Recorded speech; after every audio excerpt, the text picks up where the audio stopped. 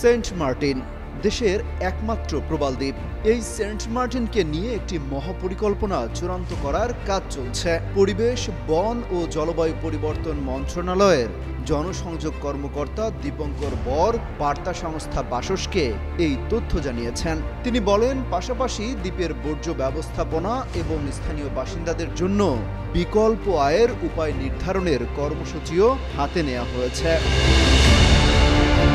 বলা হচ্ছে, দ্বীপটির পরিবেশ পুনরুদ্ধারের জন্য সেখানে পর্যটন ব্যবস্থা নিয়ন্ত্রণ করতে নানা পদক্ষেপ নেওয়া হয়েছে।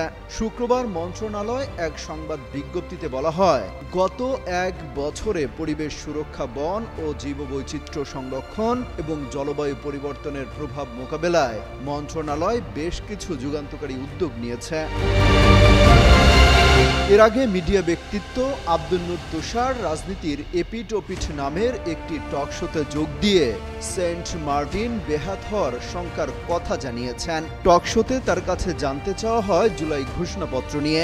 এ বিষয়ে কথা বলতে গিয়ে তিনি বলেন, ঘোষণাপত্রের মধ্যে নানান ধরনের উদ্দেশ্য আছে।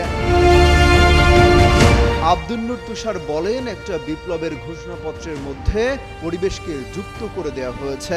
তার দাবি, এই পরিবেশকে যুক্ত করা হয়েছে খুবই অসৎ উদ্দেশ্য হাতে নিয়ে। বলেন, আপনারা নিশ্চয়ই জানেন সেন্ট মার্টিন নিয়ে একটি বিরাট সন্দেহ আছে সবার মাঝে। আমি বলবো যে অধিকাংশ মানুষের মধ্যেই সেন্ট মার্টিন নিয়ে একটা সন্দেহ আছে। হঠাৎ করে জুলাই ঘোষণাপত্রে আর কিছু নাই, হঠাৎ পরিবেশ বান্ধব থাকতে হবে কেন, এ নিয়ে প্রশ্ন তোলেন তিনি। বলেন, এর মানেই হচ্ছে সেন্ট মার্টিনকে পরিবেশের নাম দিয়ে জনগণের কাছ থেকে কেড়ে নিয়ে কারো হাতে তুলে দেওয়ার ষড়যন্ত্র। এই পরিবেশ বিষয়ক একটি ক্লজ 2 জায়গাতে ঢুকানো হয়েছে এই ঘোষণাপত্রে। অমিত হাসান রবিন, যুগান্তর নিউজ।